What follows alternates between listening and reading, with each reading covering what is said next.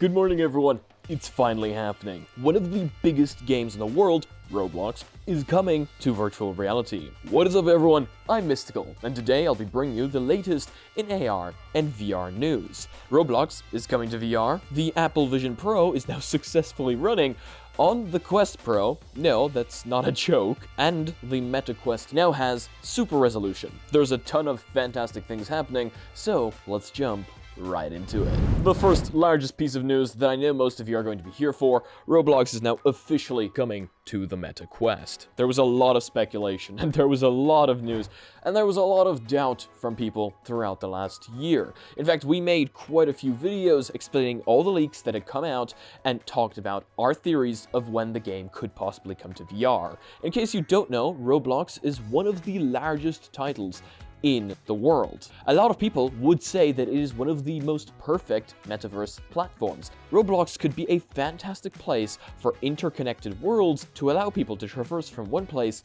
to another without leaving a single platform. A lot of people do think that Roblox is just for kids. However, Roblox has come a really far way. Like, if you look at some of the games created inside Roblox, they most certainly do not look like the block game that I remember. This could be a massive opportunity for virtual reality to be taken to the next step. With the amount of creators and developers that Roblox already has, and thousands of titles being potentially brought into virtual reality using their creator, this could be massive. Again, this is not the same game that I played back when I was a kid. It has completely expanded and allowed users so much more creativity. So this is not just going to be fantastic to bring more eyes onto virtual reality. Yes, a lot of those eyes are going to be kids, so we just have to hope that this is regulated correctly. But this is also going to be great for those already playing virtual reality that possibly maybe have lost interest or don't have any more games to be playing. As Roblox is such a massive platform, there will probably be something for you on there, especially once more people start creating and more of these fleshed out titles start coming out. I am very excited to see this finally rolling out, and just like a lot of people speculated, it does seem to be coming right ahead of the Quest 3 launch, with developer access arriving in App Lab during the next few weeks. So this is coming very soon. It was officially announced by Meta on a bunch of different platforms and shared by Roblox on Twitter. In case you're interested, I'm going to read you a quick extract from Roblox's developer forum. We are excited to announce that Roblox is coming to the Meta Quest with an open beta on App Lab releasing in the coming weeks. Today, more than 66 million users join Roblox every day across a wide variety of devices, iOS and Android, desktops and Xbox. Roblox, one of the largest 3D immersive platforms, will soon be available on the Meta Quest, the leading VR headset. Roblox on Meta Quest is available for any user 13 and older. I do wonder whether this is going to change as Meta slowly changes that to 10 and over. This opens up another opportunity for developers to create and share their experiences with millions of people instantly on the Meta Quest. Roblox developers will be able to bring their existing experiences to Meta Quest or create unique new experiences with VR in mind. I think the wording here is incredibly important, as the way I understand this is that developers will be able to bring their already existing experiences into virtual reality, which should hopefully make thousands of experiences instantly available to VR users. Or at least, that's how I understand it. In case you are a developer, or in case you're just interested in finding out more, I will leave a link to this post down below. But for those of you that are interested in just the most important parts, the open beta will be out on App Lab during the next few weeks. And then an official full release, which, I mean, I don't know how much is going to change from the public beta, will be out after that. I don't know about you guys, but I'm very excited, and I cannot wait to see what this truly does for VR. Now, let's move on to our next piece of news. As Apple's Vision Pro has been simulated on the Quest Pro. No, that is not a joke. When I first read it, I thought it was, that's for sure. Reading from Upload VR, Tinkers got Apple's Vision OS simulator displaying on the Meta Quest Pro. In late June, Apple released the SDK for Vision OS, the operating system that runs on the Vision Pro, alongside a Vision OS simulator for developers to test their apps on their Mac.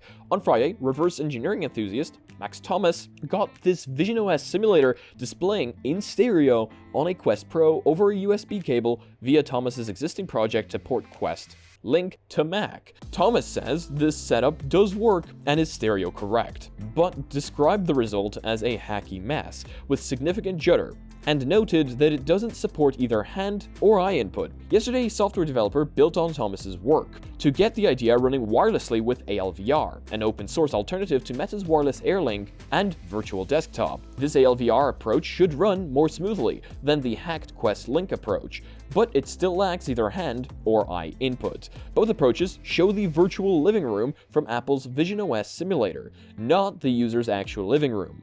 Zhang says their next steps are to try integrate input from the Quest's pass-through, hand tracking, and eye tracking. This is incredibly impressive. I cannot state how insane this is. I mean, yes, it isn't the actual Vision Pro, and you can't see the real world around you, but it is the Vision OS simulator that is supposed to be running in 2D on a computer, helping you create Vision OS apps running in stereo mode on the Quest Pro. Imagine they get hand tracking working. Imagine they get eye input working. How crazy would that be? An official Apple Vision OS simulator running on the Quest Pro. That's pretty crazy. Not only would this allow developers to test their apps even more by allowing them to test them on an actual virtual reality headset, but it's Apple's Vision OS system essentially running on a Quest Pro. I don't think things get much more crazy than that. And they've done it. Literally just as I'm editing this video, a new video has come out on YouTube by Shiny Quagsire showcasing gaze controls. So now you can utilize eye tracking inside the Vision Pro simulator. I am very impressed with how fast they do it, and I applaud you guys, seriously. With that being said, let's move on to our next piece of news, where current Quest owners can be excited for a new super resolution feature. Now, this super resolution feature did already exist with Virtual Desktop. In fact, Virtual Desktop was the first to have it, so I do have to give props there. MetaQuest Super Resolution is a feature VR developers can enable for sharper visuals in their apps and games. Quest Super Resolution works on the Quest 2 and Quest Pro. It leverages Qualcomm's Snapdragon Game Super Resolution (GSR) software technology. Snapdragon GSR works similarly to AMD's FSR, but is specifically optimized for the Adreno mobile GPUs in the Qualcomm Snapdragon chipsets used by Quest headsets, running in a single pass to maximize performance. It's a step up from traditional bicubic upscaling. But to be clear, it isn't an AI system like Nvidia's DLSS. Meta is researching that, but will likely require future chipsets. Quest Super Resolution will be available in the V55 Unity Integration SDK, set to release very soon. So that's something to be excited for in case you own a Quest, and I agree with so many people in the comment section throughout the last few years. This is certainly one of the devices that I own that has received the most software updates to make it better and better. I don't think I own a single other device that has become this much better over time through just updates. I wish I did, because I think that this is the way software updates should work. Yes, it is a trend that Meta's software updates do also break stuff sometimes. However, I do find it very impressive that they managed to add this much to the headset since launch. And now something for Pico owners, as Picolab is the App Lab equivalent for free Pico 4 apps. ByteDance launched Picolab, its equivalent to Quest's App Lab for Pico. App Lab on Quest is a way for developers to upload apps to Meta's platform and share them directly with users via a URL. App Lab apps aren't listed in the main store, and only show up if you search for them by the exact name. Like AppLab, Picolab has a much less strict and lengthy approval process compared to getting onto the main store. It's a way for smaller developers to easily share their content with prospect users, or for larger developers to publicly test new ideas. Pico's main store has slowly but steadily been getting ports of most Quest's main non-exclusive titles, and Pico 4 has superior hardware compared to the Quest 2. However, 9 months after launch, it still hasn't sold in North America. Now, the question is, will Roblox be coming to Picolab? I guess only time will tell, but for now I'm going to guess that this is going to be a Meta exclusive. Nonetheless, this is an exciting change for Pico users, and hopefully will allow more apps and more developers to jump onto the platform. And finally, the PSVR 2 on PC project gets headset positional tracking working in SteamVR. Seriously guys, I cannot state how much good news we have in today's video. The project to get PlayStation VR 2 working as a PC SteamVR headset just got headset positional tracking working. PSVR 2 already does technically work on PC, without any third-party tools or drivers, but this is only in cinema mode. We talked about this in a previous video where we talked about how they actually got SteamVR working on the device. Ivory, the developer of one of these third-party SteamVR drivers for the original PlayStation VR, has been experimenting with PSVR 2 since they got access to the headset in February. So far, they got the headset working in SteamVR using a super hacked method through another Linux computer and getting positional tracking working from a PSVR 1, and then also getting positional tracking working from Nolo VR. But Ivory today said they have figured out how to read 6DoF positional tracking data from the PSVR 2 and feed it to SteamVR. Ivory tells us that they verified this working by walking around in SteamVR while wearing a PSVR 2. Ivory says this is possible because the PSVR 2 performs positional tracking on board, as a standalone headset would, and sends its positional coordinates to the PlayStation 5, or in this case, the PC. However, Ivory is currently only using 60Hz optical computer vision tracking data, and not also the 2000Hz accelerometer and gyroscope IMU data. All VR tracking systems actually use the IMU data as primary input to minimize latency and maximize accuracy, with optical tracking data technically only being used to drift corrected. The project also currently doesn't have Sense controller tracking working yet, but Ivory says the controller ring infrared LED pattern tracking is also done on board the PSVR 2 headset, so there's no reason to think it wouldn't eventually be possible to get this working too.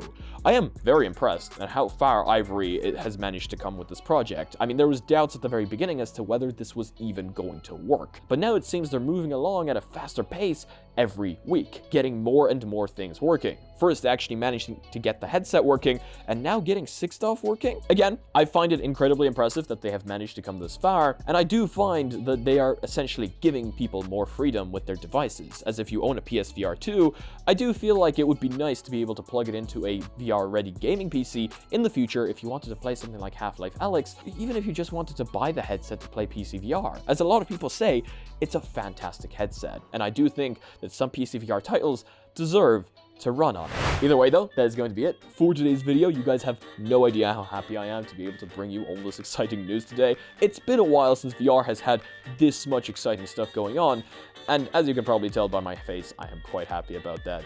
And I've been super sick today, and I just woke up. It is 7:30 p.m. and I woke up to this. So I must say, I was quite happy. Either way though, if you guys like this one, please do leave a like. If you disliked it, I guess this one works too, but let me know why down below. If you guys are not yet part of our community and want to discuss any of these topics live with other people, check out our Discord and check out our Reddit down below, where I want to see you posting your spice needs. And thank you so much to all the lovely names going off to my right. Those guys are my Patreons, and you guys are absolutely amazing. So much love to you. Seriously, you've been helping me out so much. You have no idea how much it means to me. And as usual, if you want to be notified about your content coming up on the channel, make sure to smack that subscribe button with you before I ding my bell and see you again in the next video. Peace.